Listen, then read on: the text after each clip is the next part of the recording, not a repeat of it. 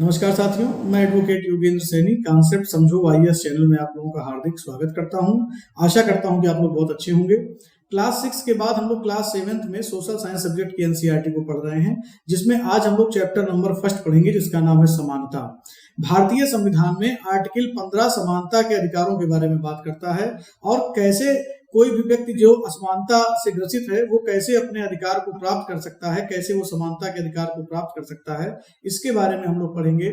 और कैसे हमारी चुनी हुई सरकारें अपने द्वारा बनाए गए तमाम योजनाओं से और बनाए गए कानूनों के माध्यम से लोगों तक समानता के अधिकार को प्रचारित और प्रसारित कर रही हैं और कैसे उनको उनका अधिकार दिलाती हैं। इन सब चीजों के बारे में हम लोग आज इस चैप्टर में डिटेल में पढ़ेंगे। तो मैं आपसे रिक्वेस्ट करूंगा कि आप लोग चैनल को ज्यादा से ज्यादा लाइक करिए, सब्सक्राइब करिए और शेयर करिए। तो चलिए हम लोग शुरू करते हैं चैप्टर नंबर फर्स्ट, जिसका नाम है समानता। अध्याय 1 समानता। हमें इस चैप्टर में यह पढ़ना है कि संविधान के द्वारा समानता को स्थापित करने के लिए क्या क्या प्रावधान किए गए हैं और कैसे जब आपको कभी समानता का अधिकार न मिले या उसका हनन हो रहा हो तो कैसे आप संवैधानिक उपचारों के माध्यम से समानता के अधिकार को प्राप्त कर सकते हैं। इसको हम लोग बहुत ही विस्तृत तौर पर आज अध्ययन करेंगे। तो चलिए शुरू करते हैं। भारतीय लोकतंत्र में समानता।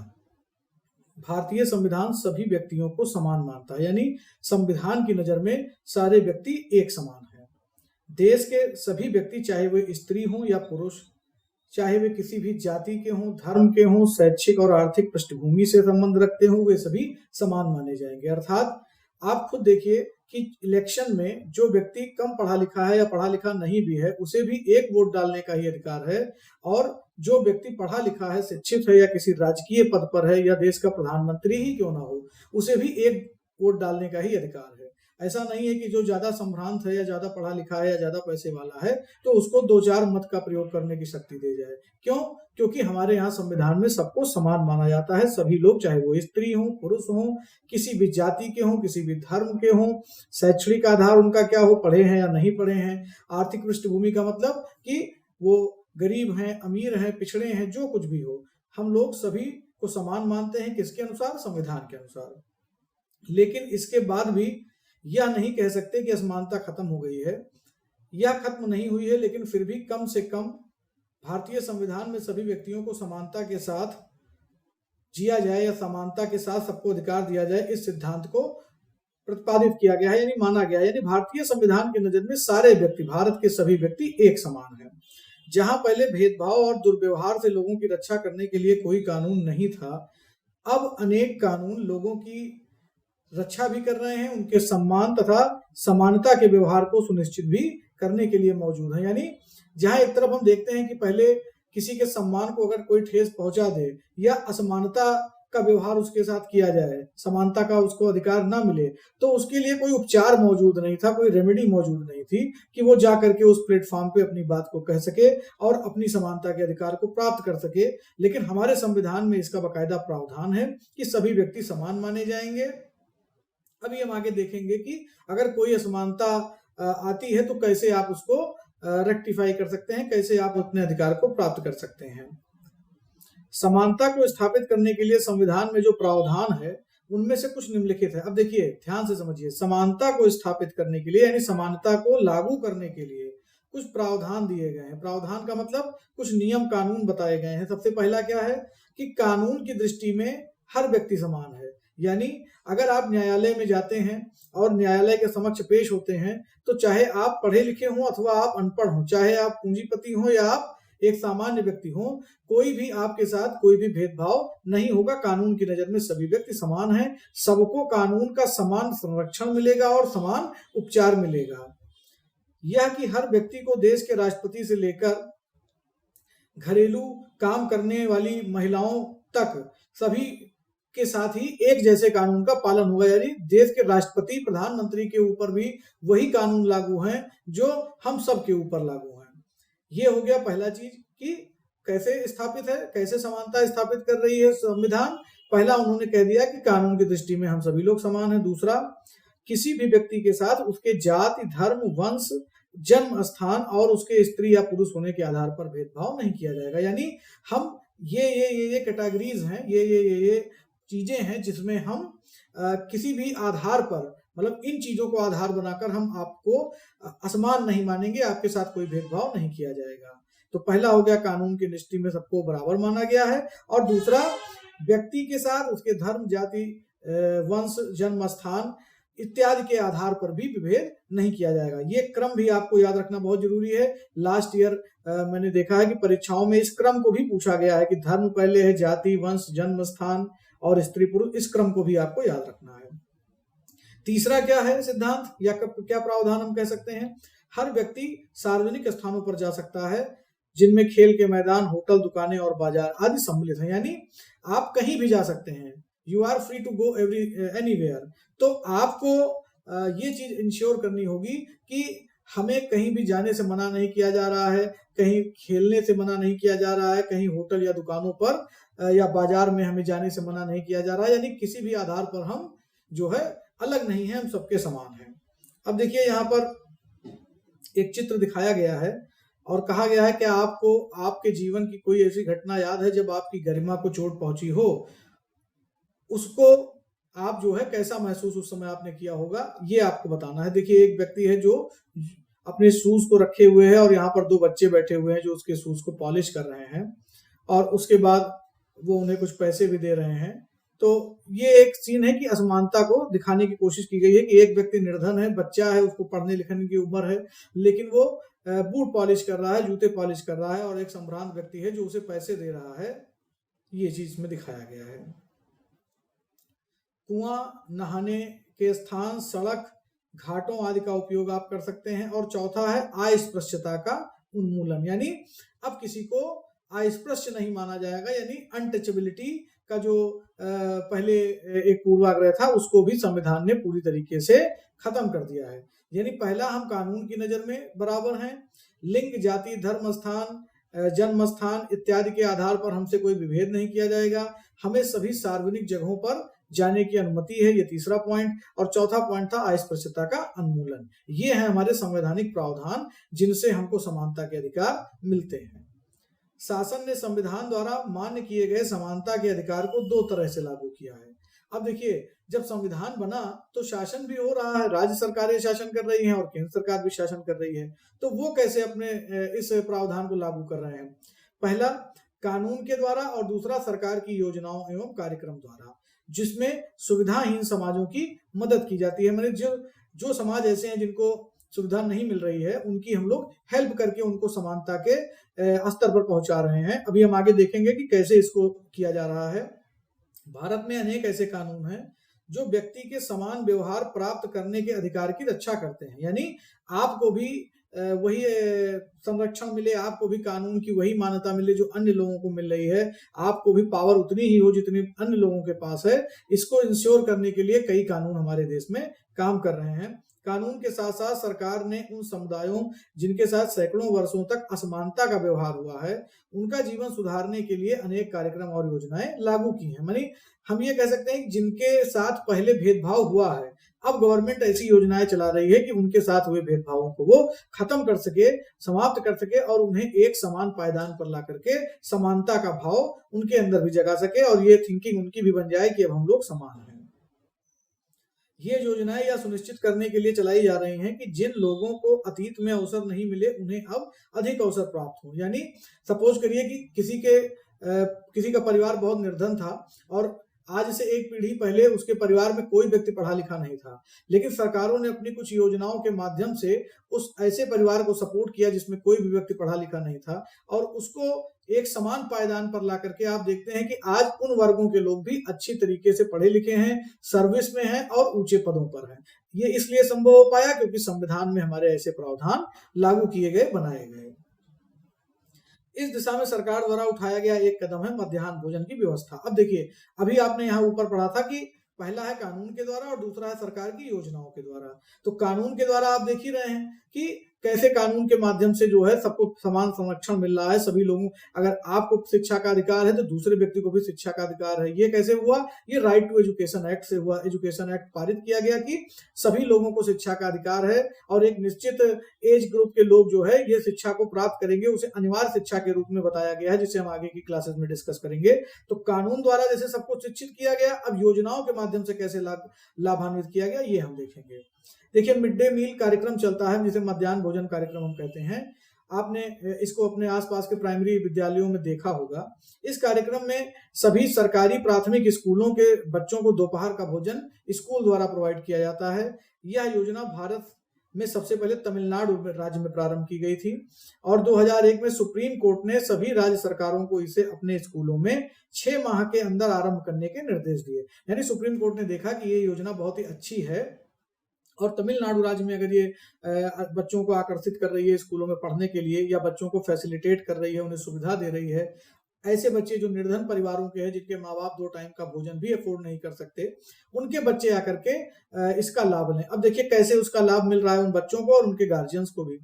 इस कार्यक्रम के काफी सकारात्मक प्रभाव हुए। उदाहरण के लिए दोपहर का भोजन मिलने के कारण गरीब बच्चों की जो संख्या थी वो स्कूलों में ज्यादा से ज्यादा हो गई और वो लोग ज्यादा प्रवेश लेने लगे कि चलिए दोपहर का भोजन भी हमें वहां मिल रहा है, और वो नियमित रूप से स्कूल जाना शुरू कर दिया। क्यों? क्योंकि वहां रोज भोजन मिल रहा है, तो घर के आकर के भोजन करने की जो बाध्यता थी वो धीरे धीरे कम हो गई। और भोजन की लालच में आप कह सकते हैं, या फिर भोजन मिल जाएगा इस चीज की सिक्योरिटी में, दोनों ही एस्पेक्ट हैं, दोनों ही पहलू हैं। बच्चे जाकर के स्कूलों में अपनी पढ़ाई रेगुलर कर रहे हैं। शिक्षक बताते हैं कि पहले बच्चे खाना खाने घर जाते थे और फिर वापस स्कूल नहीं लौटते थे, परंतु अब घर से जब बच्चों को मध्याह्न भोजन नहीं मिल रहा था पहले, और अब यहाँ पर जब मध्याह्न भोजन मिलने लगा तो उनकी उपस्थिति में सुधार आया। देखिए, बच्चे पहले इंटरवल में घर चले जाते थे और वापस नहीं आ पाते थे, नहीं लौटते थे, और अब जब स्कूल में ही खाना बन रहा है दोपहर का, तो उन्हें कहीं जाने की आवश्यकता नहीं है। अब देखिए गार्जियंस को क्या जो है लाभ मिल रहा है, अभिभावक को। वे माताएं जिन्हें पहले अपना काम छोड़कर दोपहर का भोजन बच्चों को देने के लिए घर पर आना पड़ता था, अब उन्हें ऐसा नहीं करना पड़ता है। इस कार्यक्रम से जातिगत पूर्वाग्रहों को भी कम करने में सहायता मिली। अब देखिए, कुछ महिलाएं जो बाहर काम पर चली जाती थी, हमने आपको बताया कि ऐसे परिवार जो 2 वक्त की रोटी के लिए परेशान हैं, जिनके पुरुष और महिलाएं दोनों बाहर जाके काम कर रही हैं, ऐसे लोगों के बच्चों को जब मिड डे मील मिलने लगा तो महिलाओं को दौड़ करके दोपहर का भोजन देने के लिए घर पर नहीं आना पड़ता है, यानी वो अपने काम में भी लगातार उपस्थित रह सकती हैं। अब जातिगत पूर्वाग्रह कैसे कम हो गए? देखिए, जब हमारा समाज विभिन्न धर्मों, विभिन्न जातियों से मिलकर बना है, जब एक स्कूल में बच्चे पढ़ते हैं तो वहां पर कई जाति और धर्म के बच्चे पढ़ने आते हैं, और जब मिड डे मील बना तो दोपहर में सब लोगों ने एक पंक्ति में बैठ करके खाया। ऊपर देखिए, यहाँ चित्र में आपको दिखाई दे रहा होगा। तो हम ये कह सकते हैं कि जो जातिगत रूढ़वादिताएं हमारे या पूर्वाग्रह हमारे दिमाग में थे, वो भी धीरे धीरे अब खत्म होना शुरू हो रहे हैं, क्योंकि स्कूल में सभी जातियों के बच्चे साथ बैठकर भोजन करते हैं। और कुछ स्थानों पर तो भोजन पकाने के लिए दलित महिलाओं को ही काम पर रखा गया है। अब पहले लोग कहते थे कि दलित लोगों का छुआ हुआ नहीं खाना चाहिए या उनका भोजन नहीं करना चाहिए, लेकिन अब देखिए वहां पर दलित रसोइये ही हैं, महिलाएं ही हैं, उनका बना हुआ भोजन सभी लोग कर रहे हैं। तो हम कह सकते हैं कि जो हमारे दिमाग में पहले से जो पूर्वाग्रह बसे हुए थे वो अब खत्म हो रहे हैं, और हम इंसान को इंसान मानकर समानता के भाव के साथ उसके साथ अपना व्यवहार कर रहे हैं। मध्याह्न भोजन कार्यक्रम ने निर्धन विद्यार्थियों की भूख मिटाने में सहायता किया, जो प्रायः खाली पेट स्कूल आ जाते थे और इस कारण पढ़ाई पर उनका ध्यान केंद्रित नहीं हो पाता था। अब देखिए, आपको ये भी देखना होगा कि जो बच्चे खाली पेट आ जाते थे स्कूल, जिनके पास घर पे भोजन करने का या सुबह ब्रेकफास्ट करने का भी इंतजाम उनके परिवार वालों के पास नहीं था, अब उन्हें भी एक सुविधा भी मिल रही है, भोजन भी मिल रहा है, और स्कूल में सेम टाइम वो पढ़ाई भी कर रहे हैं। यद्यपि शासकीय कार्यक्रम यानी अवसरों की समानता बढ़ाने में महत्वपूर्ण भूमिका निभा रहे हैं। अब शासकीय कार्यक्रम जो है हमारे यहाँ अवसरों की समानता को बढ़ा रहे हैं, साथ बैठकर भोजन करवा रहे हैं, जिससे हमारी सामाजिक समरसता भी बढ़ रही है। किंतु अभी भी बहुत कुछ करने की आवश्यकता है। मध्याह्न भोजन कार्यक्रम ने निर्धन बच्चों का स्कूल में प्रवेश और उनकी उपस्थिति तो बढ़ा दी है, लेकिन फिर भी इस देश में वे स्कूल जहां अमीरों के बच्चे जाते हैं, उन स्कूलों से अभी वे बहुत अलग हैं जहां गरीबों के बच्चे जाते हैं। अब देखिए, इसमें एक उदाहरण आपको और समझना होगा। योजनाएं धीरे धीरे चली, उनका कुछ लाभ मिला, लेकिन हम ये कहते हैं कि नहीं 100% चीजें बदल गई, तो अभी वो नहीं बदली हैं। उसका कारण क्या है कि मिड डे मील मिलने से बच्चों की उपस्थिति सुधरी, वो रेगुलर क्लास कर रहे हैं, रेगुलर स्कूल आ रहे हैं, लेकिन अभी स्कूलों में जो एजुकेशन की क्वालिटी है, हम ये कहते हैं कि मिड डे मील से उस क्वालिटी का भी कोई रिलेशन नहीं है। वो क्वालिटी जो एजुकेशन की क्वालिटी थी, जो शिक्षा की गुणवत्ता का स्तर था, वो अभी चेंज नहीं हुआ है प्राइवेट स्कूलों की तुलना में, जहां पर बच्चों को ना तो मिड डे मील भी दिया जा रहा है और ना ही वो किसी तरीके से स्कूल द्वारा कोई सहायता ही उनको मिलती है। उन्हें केवल फीस देनी होती है और मोटी फीस देनी होती है, और उसके एवज में बढ़िया टीचर उन्हें पढ़ाते हैं, क्लास अच्छे से होती है और उनकी पढ़ाई पर फोकस किया जाता है। बाकी सारी चीजें चूंकि उनके पेरेंट्स पहले से ही समर्थ हैं, तो वो उसको देख लेते हैं, खाने की व्यवस्था वो देख लेते हैं, फीस की व्यवस्था वो देख लेते हैं, इन सब चीजों को। इन बच्चों को ऐसी असमान स्थितियों में ढकेला जाता है जहां उनके सम्मान की रक्षा नहीं हो पाती।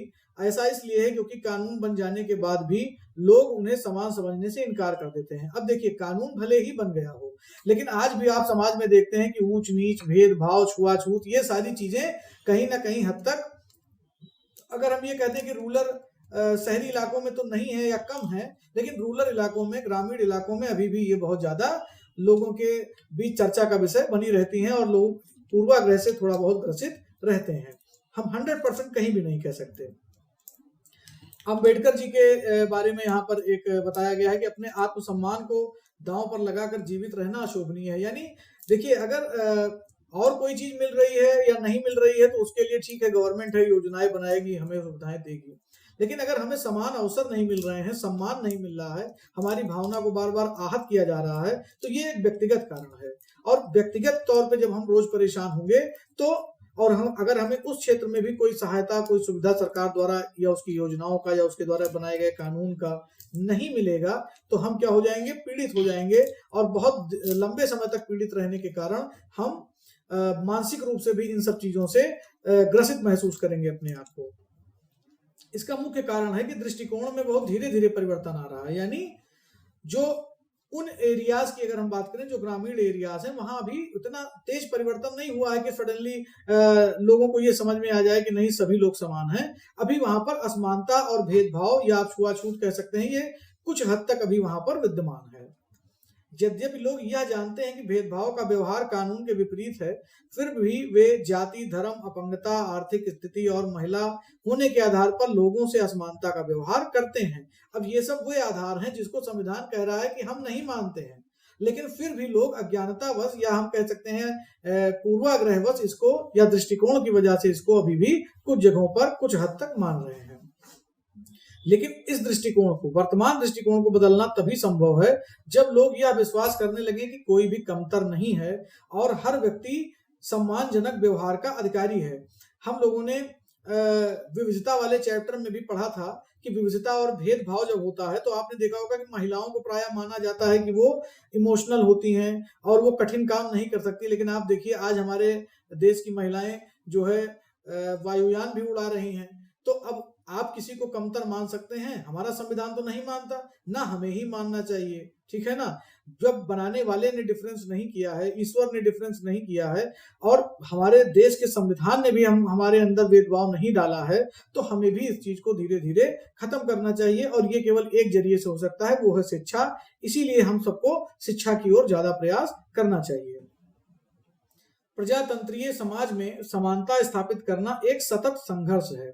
अब देखिए, जहां पर डेमोक्रेसी है, जहां पर प्रजा अपने चुने हुए प्रतिनिधियों के माध्यम से शासन कर सकती है या कर रही है, वहां पर समानता स्थापित करना हमेशा एक चैलेंज की तरह हम देख सकते हैं, एक संघर्ष की तरह देख सकते हैं, जिसमें व्यक्तियों और विभिन्न समाजों को सहयोग देना है। यानी जो ऐसे समाज है जिनको लगे कि पहले हमारे द्वारा या हमारे समाज के द्वारा किसी को प्रताड़ित किया गया या किसी को पूर्वाग्रह से ग्रसित होकर देखा गया, उनको आगे आकर के इसमें पहल करनी चाहिए। इस पुस्तक में हम इसके बारे में और अधिक पढ़ेंगे। अब थोड़ा सा हमें ये भी देखना होगा कि क्या अन्य जगहों पर भी जहां लोकतंत्र है, वहां भी क्या असमानता की यही कहानी है, यही दशा है। संसार के अधिकांश लोकतांत्रिक देशों में समानता के मुद्दे पर विशेष रूप से संघर्ष होते रहते हैं। अब देखिए, अभी हमने पढ़ा था कि भारत देश में भी हर जगह कानून बनने के बाद या फिर योजनाओं के माध्यम से सुविधा मिलने के बाद भी 100% समानता लागू नहीं हुई है। वैसे ही जो देश हमसे ज्यादा विकसित हैं, उनमें भी अभी जो लोकतांत्रिक देश हैं, उनमें भी समानता को लेकर के हमेशा संघर्ष की स्थिति बनी रहती है। एक उदाहरण दिया गया है संयुक्त राज्य अमेरिका का, जहां पर अफ्रीकी अमेरिकन लोगों से भी भेदभाव किया जा रहा है, जिनके पूर्वज गुलाम थे और अफ्रीका से लाए गए थे। वे आज भी अपने जीवन को मुख्य रूप से असमान बता रहे हैं। यानी वो कह रहे हैं कि अमेरिका में रहने के बाद भी चूंकि हमारे पूर्वज अफ्रीका से आए थे, इसलिए हमारे साथ भेदभाव नस्लीय आधार पर किया जा रहा है। जबकि 1950 के अंतिम दशक में अफ्रीकी अमेरिकनों को समान अधिकार दिलाने के लिए आंदोलन हुए।